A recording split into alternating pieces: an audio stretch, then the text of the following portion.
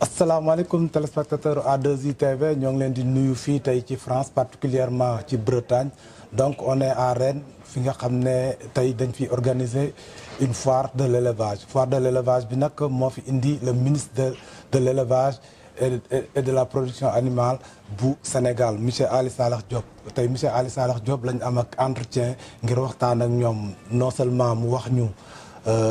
lan mooy jafe-jafe yi nga xam ne moom lay jànkoonteeg ci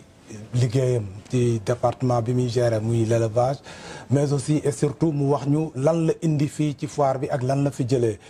xam naa damay jox monsieur Ali Saleh mu nuyoo balaa ñuy dugg ci waxtaan bi monsieur Ali Saleh Diop ñoo ngi lay nuyu. merci beaucoup Malick gannaaw bu ñu sant yàlla julli ci Seydina Muhammad sallallahu taala alayhi wa sallam ñu lay gërëm di la sant ci occasion bi nga xam ne tey à travers seen télévision bi nga xam ne cible principale bi di diaspora muy lu am solo ci réew mi nga xam ne mooy réewum Sénégal waaw ñëw naa fii tey à Rennes à ma qualité de ministre de l'élevage et des productions animales pour ñëw fekke benn salon comme ni nga ko waxee muy salon bu am importance ci élevage di am fii ci Rennes ñu invité ma ci donc ma ñëw fii ak sama naataango ministre de l'agriculture de la France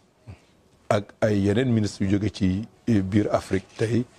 loolu daal moo ma indi woon fii. waaw jërëjëf monsieur le ministre xam naa dinañ ñëw ci voyage bi nga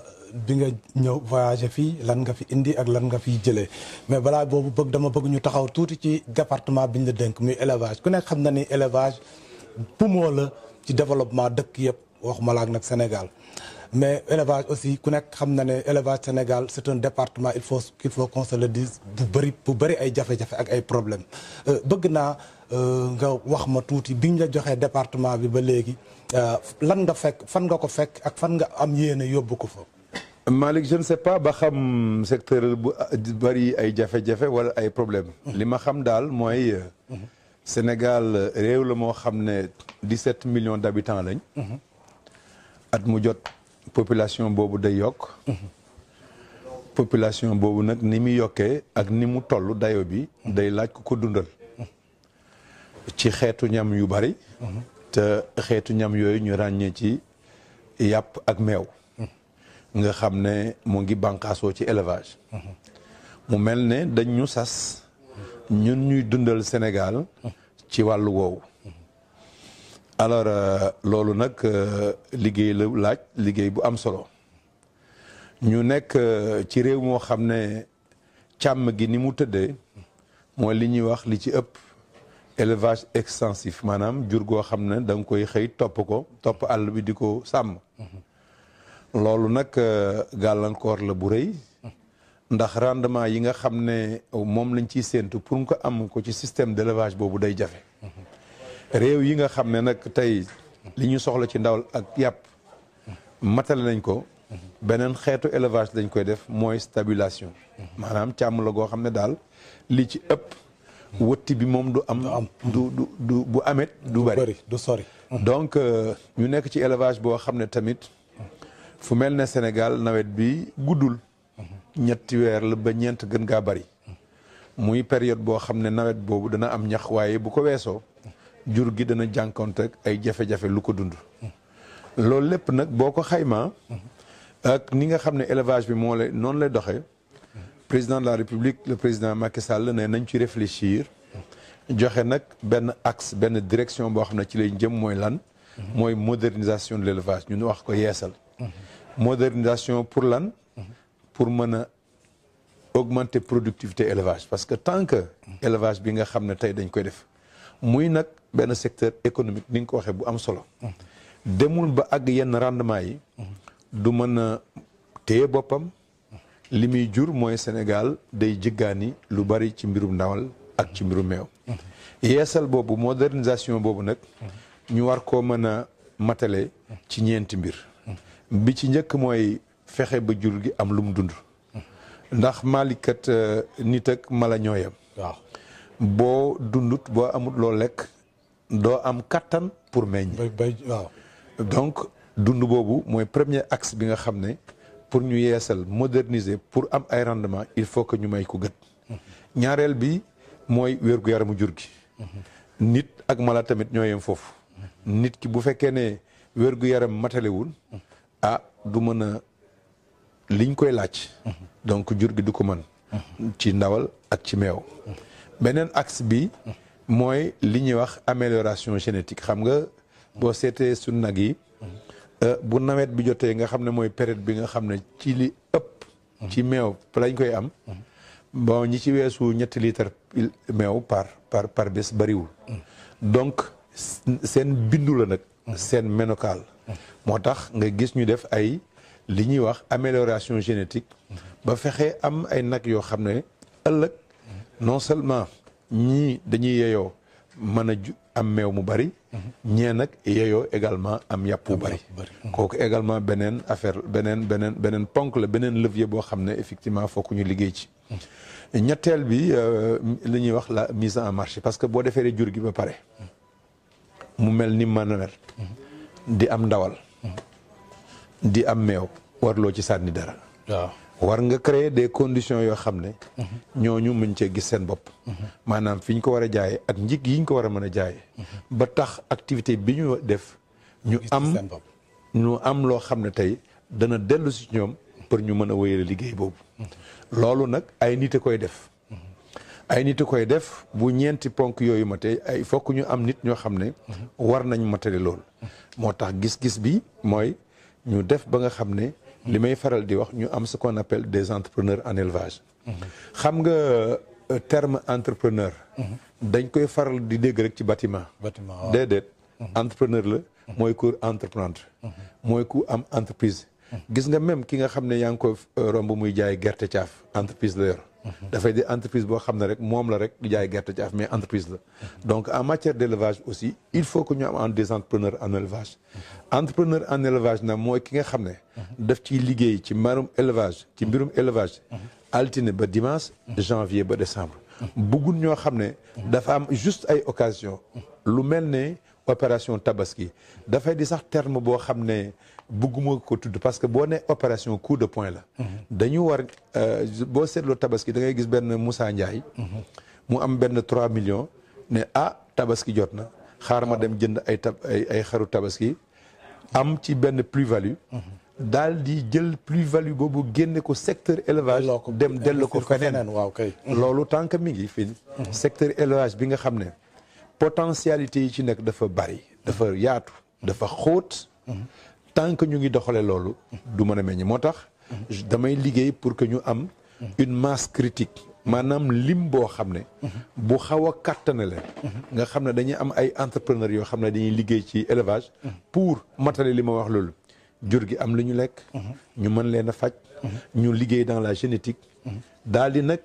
def ko ci forme d'organisation boo xam ne bu mucc ayib la loolu nag moo ñuy permettre ñu xuus maintenant ci ce que li ñuy wax ay interprofession war ko mën a taxawal ci biir Sénégal xam naa dinañ ñëw ci entrepreneuriat ci wàllu élevage parce que xam naa ne du yomb bu baax damay ñëw rek taxaw tuuti ci benn filière boo xam ne bii bu am solo bu nekk ci élevage muy aviculture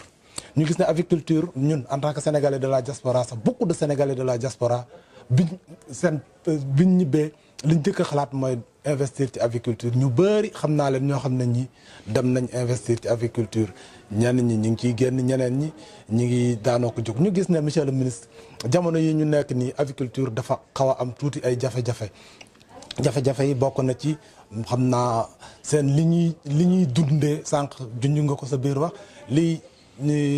volaille bi li muy dundee lépp jógeewul Sénégal te ñi leen ko war a jox instant yi ak contexte bi ñoo leen ko gën soxla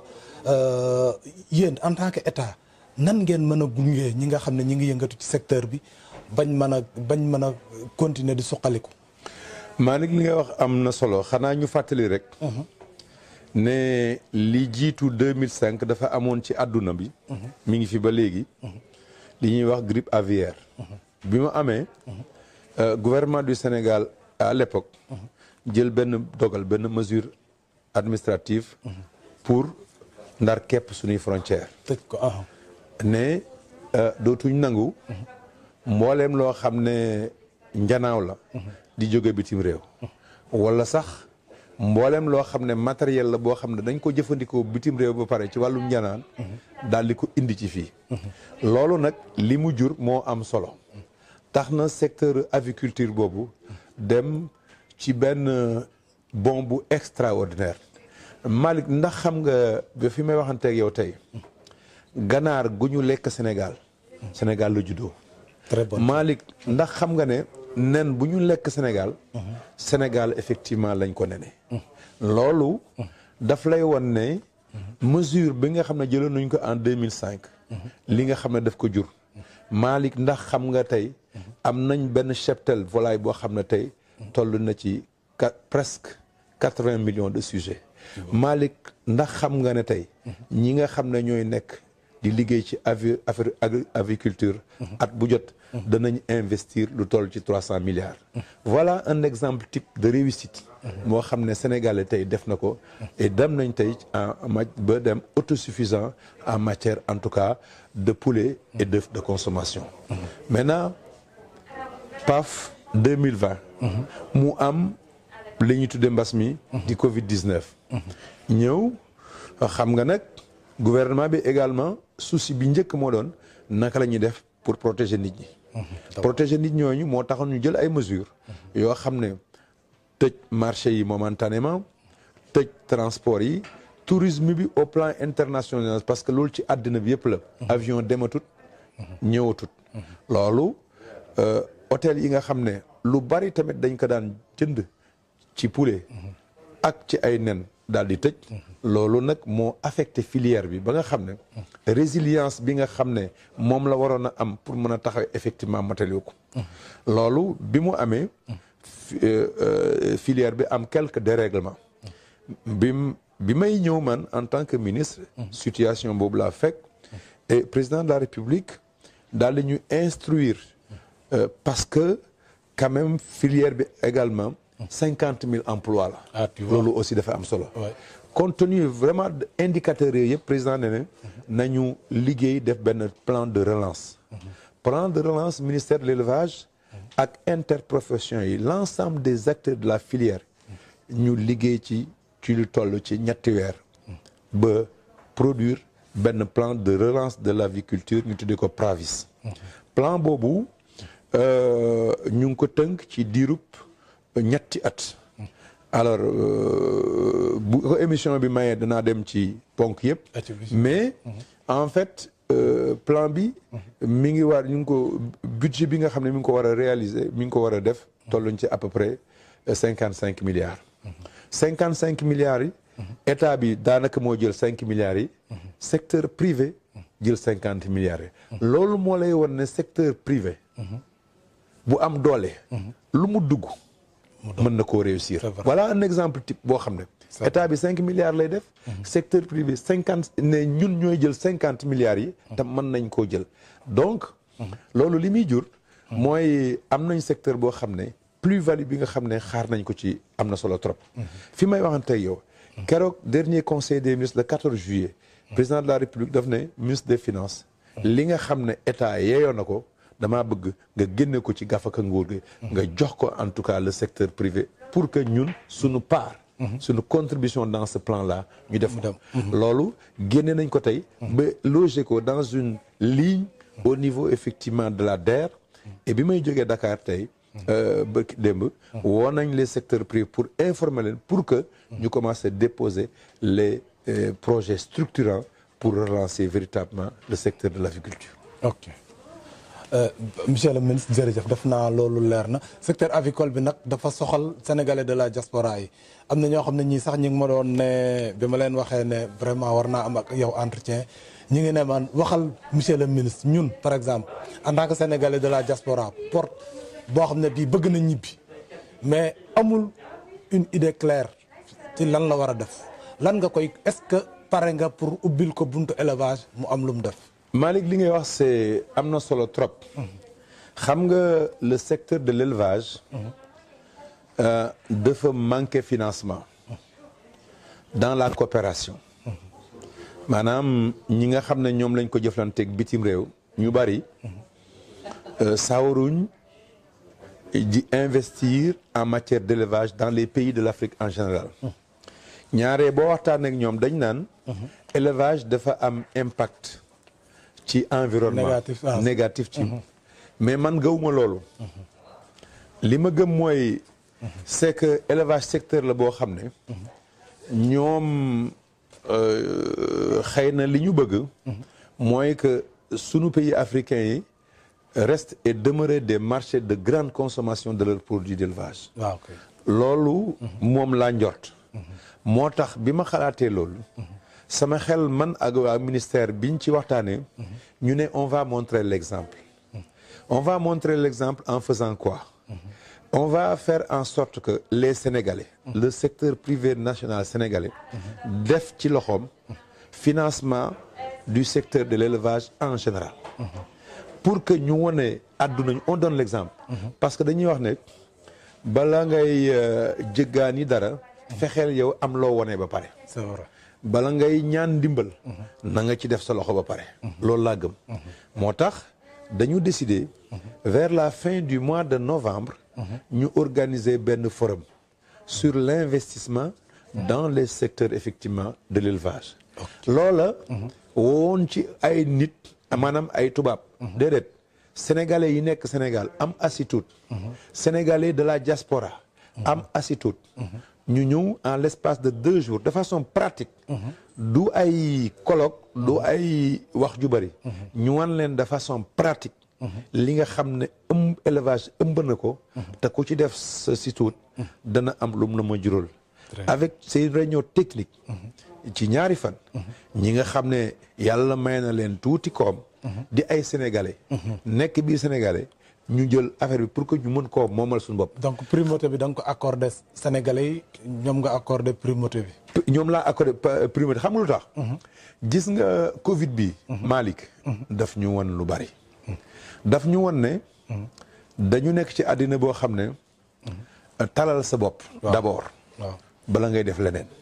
moo tax il faut que ñun au Sénégal. comme ni ñu ko président de la République dénkaane. ñu fexe ñun ci suñu bopp lu ñuy def ñu jiitu ci. tey ci tey. bu fekkee ne ñaanuñ ko. Covid bi continué na. réew yi nga xam ne ñoom lañ daan jëflanteeg en matière de commerce. kenn ku ci nekk yaa ngi tal sa bopp. maanaam ay meññeent yoo xam ne waxuma sax. da nga koy wut rek pour lu la dundal ren. waaye lu la dundal ci juróomi at yi di ñëw. bu ko defee. la nga xam ne ñoom dañ ko daan produire. doon ko yóbbu. sur le commerce international. day wàññeeku. te bu wàññeekoo donc njëg yi yokk. am na ay exemple yu bari yoo xam ne. mi ngi fi. loolu nag daf ñu war a may ñun ci suñu bopp. ñu commencé. dëggal suñu bopp ci li ñu def. ba nga xam ne Sénégalais yi. ñi nekk biir Sénégal ak ñi nekk dans la diaspora. ñoom kenn ku ci nekk ñu xam ne ñun ñoo ko moom. ñun ñoo ko mën a liggéey. résilience bi. la souveraineté alimentaire bi ñuy wax. ñun la war. warul kenn. donc vers la fin du mois de novembre. am na forum boo xam ne dañ koy def. bu ci la diaspora mënee teew également. dana am nekk lu am solo pour ñun. non ñun kay actuellement comme on est la télévision de la diaspora de toute façon bu dee ne c'est officiel taxawal ngeen ko on vous dinañ leen ubbi suñ micro pour ngeen lancer un appel aux Sénégalais de la diaspora qui sont encore hésitants parce qu'il y en a beaucoup am na ñoo xam ne ñi dañ naan la Malick man bëgg naa dem qu'est-ce que je peux faire donc Malick ñooñu damay dalal seen xel. gis nga le fait que président de la République. maintenir le ministère de l'élevage. C'est pour permettre à ce secteur. d'être autonome. jukki li nga xam ne moom la ëmb ci biir parce que président de la République. dafa xam opportunité yi nekk ci biir élevage. potentialité bi ci nekk moo bari. nga xam ne mën nañu valoir. beaucoup de points de croissance. métiers yi ci nekk moo bari. et c'est ça qui fait que tey. wax naa la sànq. affaire entrepreneuriat. ku ne entrepreneuriat ne métier. tu sais Malick. def naa benn tournée ci weer yi ñu génn pendant presque 9 mois yi nga xam ne def naa ko ministère de l'élevage. 5 mois et demi daanaka ci biti lañ nekk. parce que dañu demoon pour partager la vision du chef de l'État en matière d'élevage. Il faut que nit ñi xam fan lañ jëm. L'axe sur lequel il faut orienter l'élevage ñu xam lan la. ñooñu ñi nga xam ne selon les acteurs. bu ñu ko xamee ba pare day yomb. ñu seet ak ñoom jukki ci seen xam-xam parce que xam-xam bu wóor. bu yàgg mi ngi ci ñoom. ñu jukki la nga xam ne ñoom am nañ ko ci xam-xam. ñëw diluer ko ci en fait vision bi nga xam ne moom le président de la République am. pour mën a construire des solutions consensuelles pour aller de l'avant dans le secteur de l'élevage. donc loolu ci lañ nekk loolu nag diaspora bi. dañu ci am sas. dañu ci am sas parce que yéen yàlla may na leen. bi ngeen demee bitim réew. ngeen am fa expérience. dans le cadre de l'entrepreneuriat. am na ñoo xam ne liggéey nañ ci ay fermes. am na ci ñoo xam ne liggéey nañ ci ay dans l'agriculture. am na ñoo xam ne liggéey nañ ci management. am na ñoo xam ne ils ont acquis peut-être effectivement un capital. boo xam ne tey am na foo xam ne buñ ko fa dëxañee. ak expérience ba ñu am. buñ ko fa dëxañee. mën na leen a jural dara mais également surtout et c'est important mën na nekk seen contribution effectivement au développement économique et social de notre pays. ok monsieur le ministre jërëjëf xanaa ñuy fàttali téléspectateurs yi nag ba léegi ñoo ngi fii ren nekk en compagnie du ministre de l'élevage et des productions animales ñuy waxtaanee rek élevage du waxtaanee comme dafa ñëwoon ci rendez-vous du donner et du recevoir. du ñëw rek jël si am na lu mu indi xam naa dinañ dikk ci loolu mais balaa ñu ciy ñëw monsieur le ministre dafa am man loo xam ne lii daf ma tenir à cœur je tenais à nga leeralal ma ci tuuti mooy monsieur le ministre le code pastoral. parce que man dama jàpp ne Sénégal problème yu bëri yu fa am entre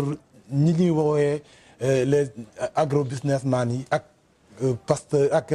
éleveurs yi ak cultivateurs yi dañoo parce que dañoo réglé gul le problème du code pastoral. est-ce que jotul ñu voté wala boog ñu teg code pastoral bi pour que agro ku nekk ci ñetti ñooñu ma lim xam ne lii mooy sa wàll ci mbir mi parce que gis nañ ne instant yi ak ñi agro businessman yi bu ñëwee baykat yi wala sàmmkat yi jàpp na ñii dañoo ñëw pour nangu seen suuf problème yi commencé fan ngeen toll ci loolu yi non problème bi du loolu Malick àddina day dox. il y a 40 ans ci àll bi. ku xam la zone nord du pays. ab àll la bu ne yàmbalan. ñu ci daan bay. ñu ci daan surtout sàmm. càmm gi du woon foofu rek. même Saloum am na ay zones yoo xam ne. alors dañ fa daan sàmm. mais ni ma la ko wax sànq ci njëlbeen. tey 17 millions d'habitants lañ. wuute nag peut-être 9 millions wala 6 millions yi nga xam ne nekkoon nañ ko il y a 20 ans. donc ça veut dire que dañoo am ay besoins nouveaux.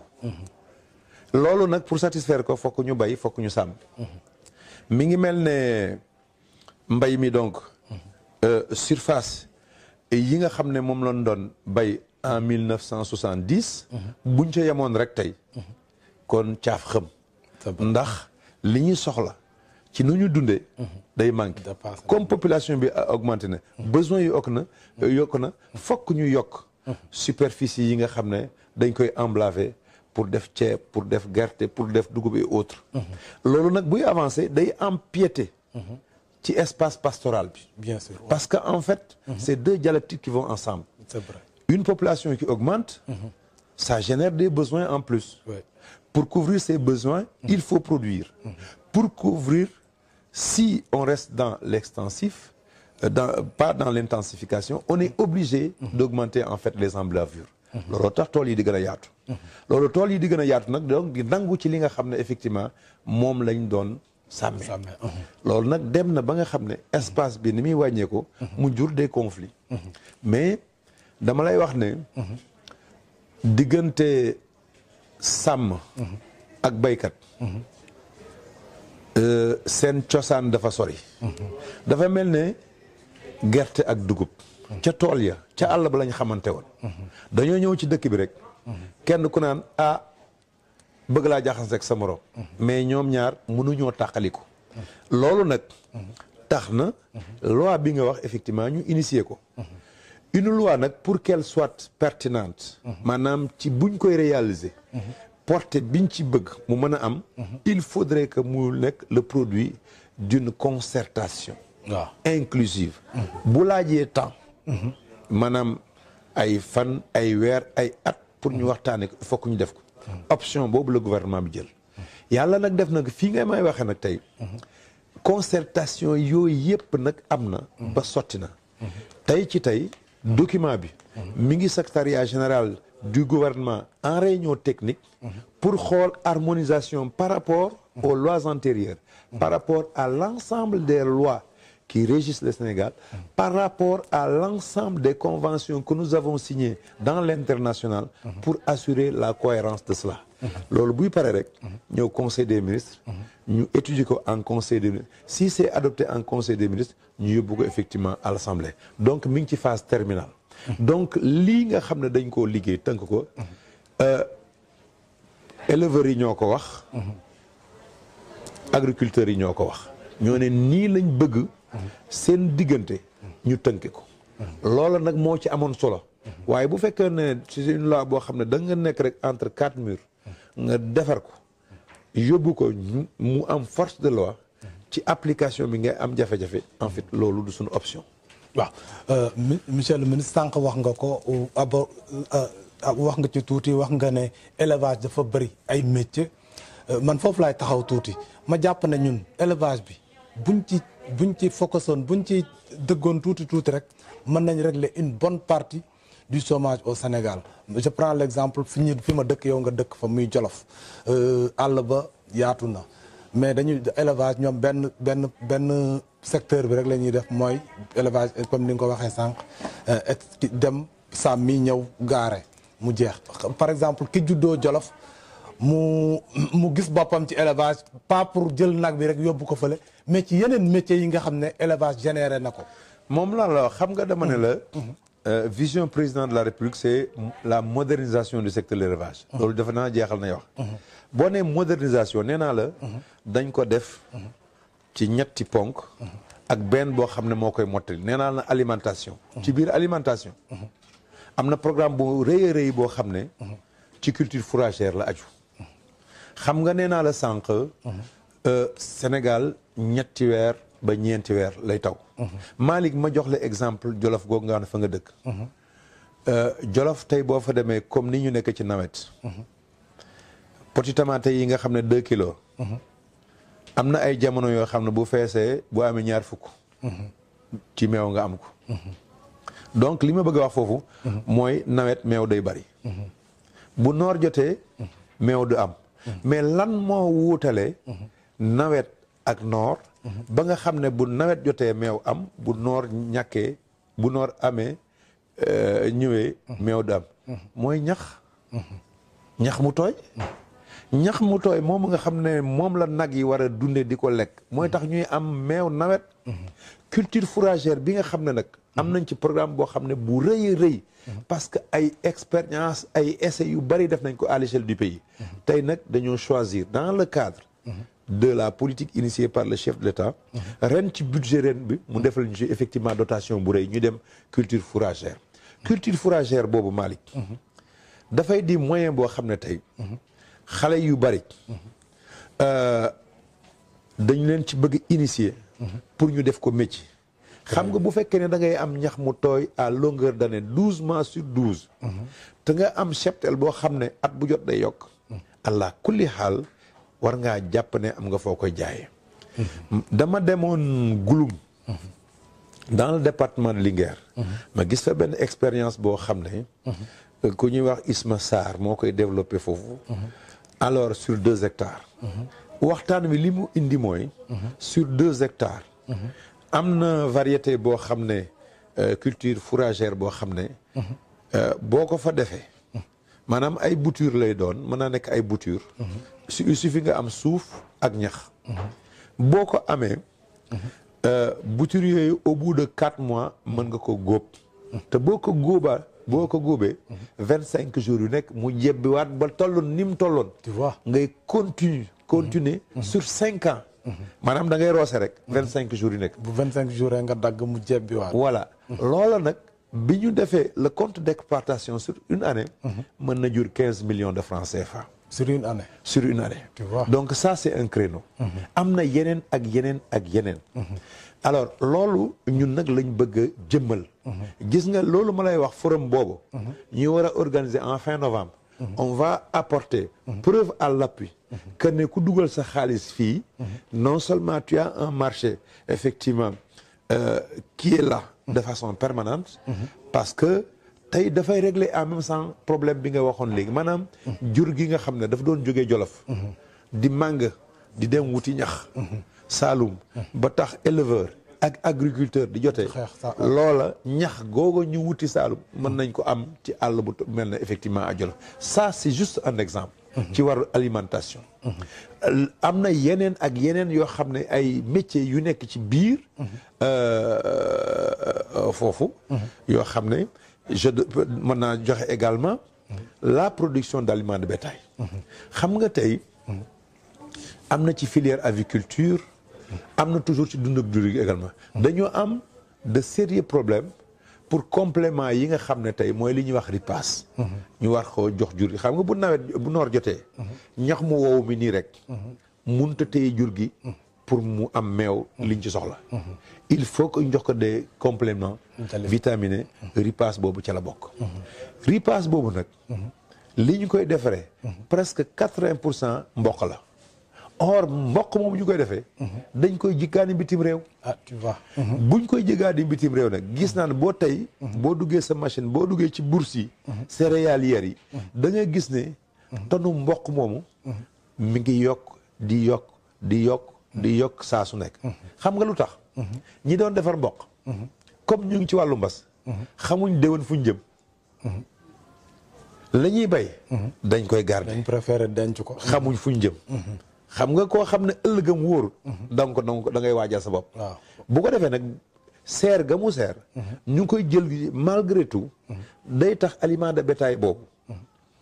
daal di gën a seer waaw bu ko defee day impacter dund gi nga xam ne jur gi soxla na ko léegi nag buntu ubbeeku na production de maïs pour dund pour nit ñi mais également pour bétail bi qui fait que tey ci tey expérience bi nga xam ne waa diaspora am nañ ko ci wàllu mbay am na ñoo xam ne tey moo xam Italie la Espagne la France gi ci wàllu mbay la ñu nekk ñu bëri donc buñ ñibbee Sénégal également il y a également un marché très important sur le maïs boo xam ne mën nañ ko capter loolu ci alimentation la leneen encore ci alimentation investir dans de petites unités de production d'aliments de bétail c'est-à-dire que c'est des unités qui ne coûtent pas cher mais qui permettent effectivement de contribuer à la production d'aliments de bétail dëgg la loolu également ci alimentation ak yeneen ak yeneen ak yeneen mais vraiment volonté bi c'est exprimé au plan politique par le chef de l'État et ñun dogu nañ ci pour mën a matérialiser loolu ci loolu rek la ñu nekk nag jërëjëf monsieur le ministre donc dañ doon taxaw rek ci élevage bi nga xam ne moom ngay département bi nga xam ne moom nga yor mi élevage mais dañuy ñëw nag tey ci solo si nga xam ne moo la indi fii muy tukki bi gis nañ ni jógee nga def nga déplacement yow ak sa ay technicien ngeen ñëw ci salon bi am fii muy salon de l'élevage bi nga xam ne bokk na ci salon yu gën a rëy fii ci France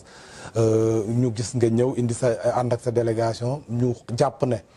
comme ni ma ko waxee woon ci introduction bi rendez-vous du donner la et du recevoir B2B la yéen indi ngeen fas ngeen yéene aussi am lu ngeen fi jàngee yóbbu ko est-ce que mën nga ñu ñëwal ci événement bi waaw donc dañuy ñëw ci salon bi mi ngi tudd Space alors comme ni nga ko waxee ci li ma dégg ñu wax fii mooy ñaareelu salon bi gën a rëy ci àdduna en matière d'élevage il paraît que bi gën a rëy Allemagne lay amee donc bii mooy ñaareel bi donc ñu invité ñu en tant que pays Sénégal ñu ñëw fii ni ma la koy waxee rek sànq ñeenti tànk la ñuy doxee ñun misaal ci élevage lañ nekk ñu war a doxee ñeenti tànk waaye am na ñeenti tànk yenn ñuy doxee alimentation santé animale génétique organisation des secteurs loola nag moo tax ñu ñëw fii comme ñi fi tase kenn ku ci nekk ci domaine ba nga nekk da ngay yëngatu ci mbir ñu waxtaan ak yow seet ci loo nekk ñu wax la ci luñ nekk ñu seet nag passerelle yi nga xam ne moo mën a am suñu diggante pour que ñu mën a jàppalante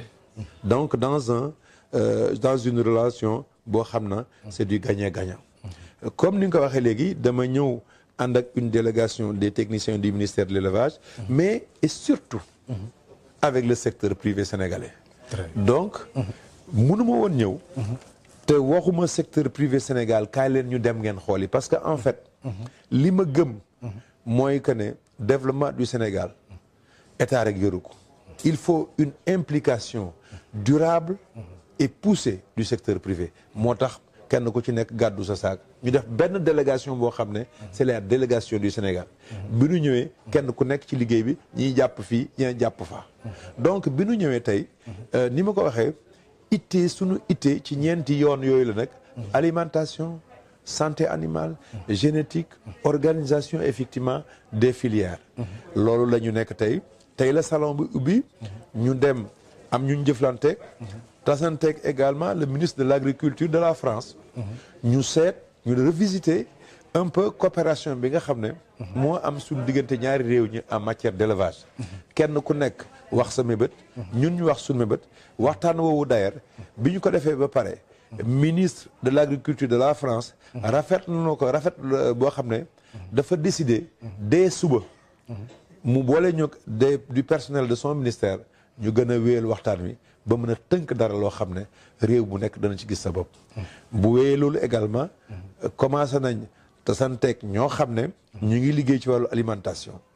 ñii ci interprofession ñii ci génétique wax leen ñun fi ñu toll ñoom lan lañ mën a yokk ci ñun li nga xam ne moom la ñuy def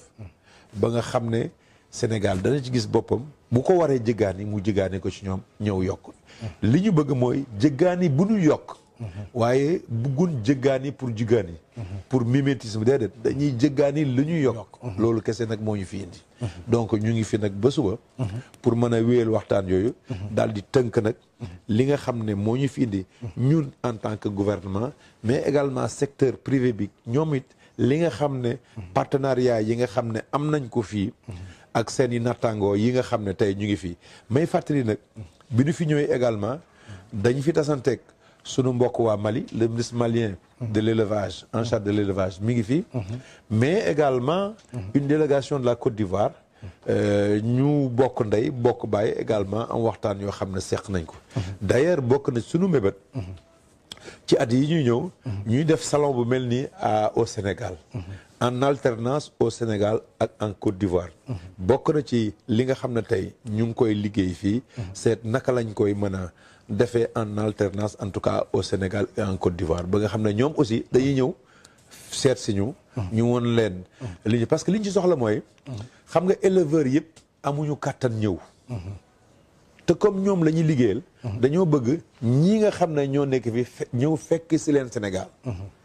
ci benn barab boo xam ne nit kii dina mën a joxe Kaolack kii jóge Daara kii jóge Ndar kii jóge Podor kii jóge Sédhiou ñëw gis li nga xam ne mooy tax secteur bi modernisé loolu lañ ci bëgg moo tax ñu invité lañ nee nañ ubbeeku nañ ci loolu danañ ci gën a waxtaan pour seet naka lañ koy jëmale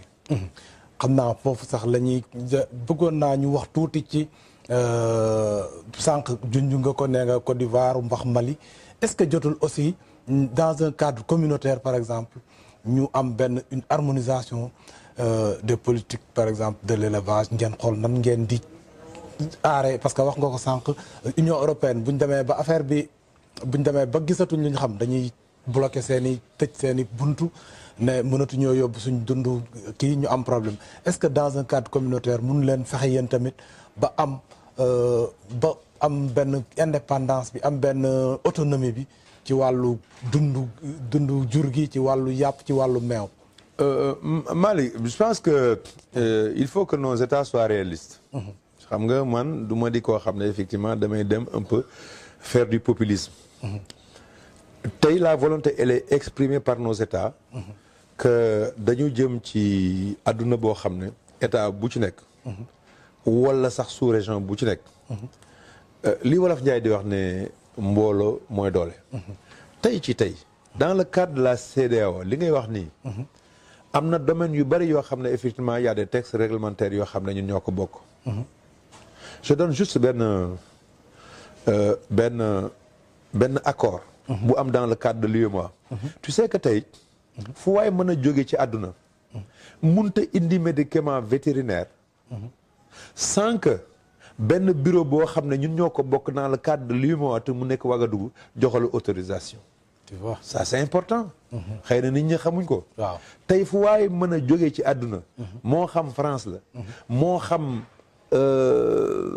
États-Unis la moo xam Brésil la mënuloo indi dans le cadre de l'UEMOA ay médicaments vétérinaires yu bees ay molécules en fait yu bees war koo jaay te tant que ñooñu jox la autorisation loolu jàppalante ànd moo ko mën am na nag domaine yu bari yu mel noonu yoo xam ne effectivement c'est pas connu du public mais de façon beaucoup plus globale li nga wax ça pose le problème en tout cas du développement intégré de nos États xam nga obligation la pour suñu réew yi ñu daje booloo kenn ku ci nekk indi la nga am ñu booloo ko mais loolu lu ñuy construire la ndànk de façon parce que ku xam histoire wu Union européenne bi nga wax loolu léegi mais ay at la yu bari am na ay renoncement parce que l'histoire économique de l'Europe wan nañu ne y a des renoncements vitesse yi nga xam ne état yi ñu ngi koy doxee bokkut dëgg la am na ñoo xam ne dañ dem ba si yàgg ñu lâché am ñu leen jox loxo teewaat leen wala ñiy taxaw xaaraat ba ñeen ñi defarwaat loolu mooy li nga xam ne ci la ñu nekk mais déjà dans la sous-région am na ci ay liggéey yoo xam ne par exemple damay joxe de façon terre à terre Sénégal Mali Mauritanie dans le cadre de la vaccination suñ jur gi day dem ak dikk dañu décider ne dans le cadre d'accord de partenariat ne bu ñuy ping jur gi nañ ko defandoo parce que bu Sénégal pingee Mali pingut mais waa Mali bu ñëwee dañuy wàll dañuy indi feebar donc xel dafay jàpp ne dañ ko de façon formelle wala informelle am na suñu réew yi maintenant il s'agira d'organiser ça de structurer à l'échelle dans échelle bu gën a yaatu dans le cadre de la CEDEAO par exemple pour que ñu mën a jiital je donne un exemple un autre exemple dans le secteur laitier tey fi mu nekk am na initiative bu ñu jël dans le domaine du lait et dans la CEDEAO pour harmoniser liggéey bi nga xam ne taxawaay bi nga xam ne l'ensemble des pays membres de la CEDEAO mar nañ ko mën a taxawee pour mën a aar suñu bopp ci li nga xam ne mooy jógee meew mu bari mi nga xam ne tey mooy ñëw di déstructurer li nga xam ne ñu ngi koy liggéey pour améliorer en fait augmenter la production de lait local. Je crois que dama lay jox rek nga wax lan nga bëggoon jàllale vraiment te laajuma la ko nga jàllale ko en guise de dernier mot. mais juste peut-être avant ça di wax nawloo gi nga xam ne dama ko nawloo la diaspora parce que Malick bàyyi sa réew dem bitim réew dafa yombul dem réewum njàmbur ak jafe-jafe yi fa nekk nga muñ di wut xam-xam wut loo xam ne effectivement bëgg nga ko yóbbu sa réew loolu ki nga xam ne tey dafa jël le pari en tout cas l'option de le faire kooku effectivement dañ ko war a jaajëfal donc ci sama tur wu doy di woowu dama ci sukkandiku rek di leen gërëm di leen sant ci li nga xam ne tey yéen a ngi koy liggéeyal waa Sénégal di wax simplement élevage de dafay di secteur boo xam ne potentialité yi ci nekk dafa bari te gouvernement du Sénégal président Macky Sall dafa am yéene boo xam ne daf ko am tu sais le 1er novembre bi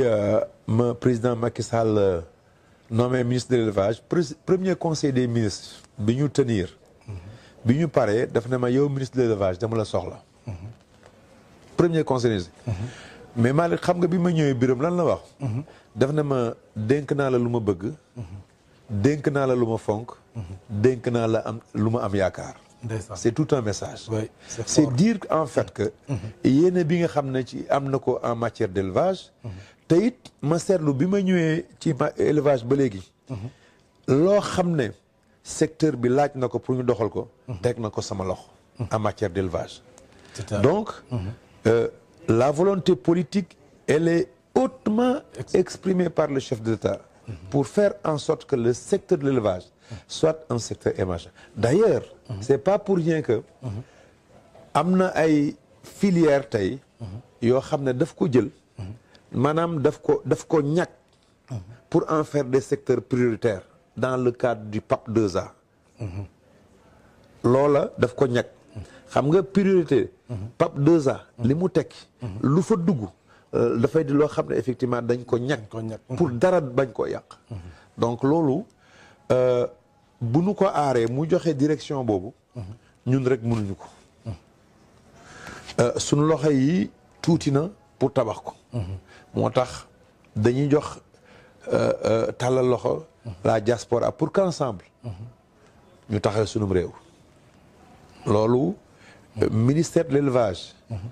ubbeeku na ci ba nga xam ne ku ñëw Sénégal